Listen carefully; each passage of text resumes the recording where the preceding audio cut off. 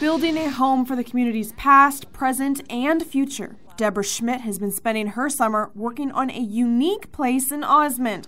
Originally started 10 years ago by the community's most knowledgeable and passionate gardener, but now it's being renovated by his daughter, who I don't know the difference between wildflowers and weeds, but is spending her retirement growing elderberries, sandberries, aronia berries, apple trees, and more. Dad made wine out of the berries that were produced here. Deb invites the community to come down and pick some berries like these, which you can eat. A little bitter, or you can make them into wine, bread, or jam like this aronia jelly.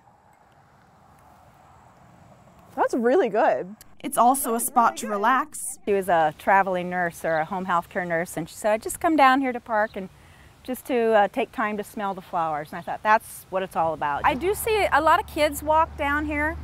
A lot of kids go and play underneath the bridge, you know, in the water. And it welcomes newcomers. It's a good curb appeal, it creates a good image for our community, and it makes people feel good about it. Let's go through Osmond, take a look, see what they have to offer. Yet also remembers loved ones past. And so a lot of times people would want to plant a tree in memory of someone. Dad would plant them in the orchard or various spots around town.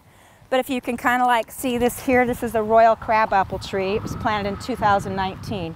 And it's in memory of Bernice Blecken. And Bernice ran the Osmond Republican for many, many years in our community. There's a tree over here planted in memory of a young gal that died of cancer. It's not just the garden that memorializes families, but the newly renovated gazebo.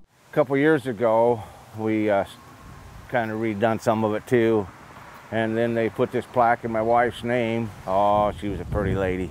Real nice. Andy Miller says they started renovations with new railings. Now they're putting new shingles on the roof before they paint it white and blue in a few weeks. This is called a Queen's Anne lace, and he was real proud of this flower too. When it's done, you're welcome to berry pick and rest up. You might even run into Schmidt there, as it is a place that's been known for fortunate encounters. And he just swooped right down along the creek and landed right over in this field. It was bare at the time. So I always felt like that was a sign from my dad. In Osmond, Carolyn Conti, News Channel, Nebraska.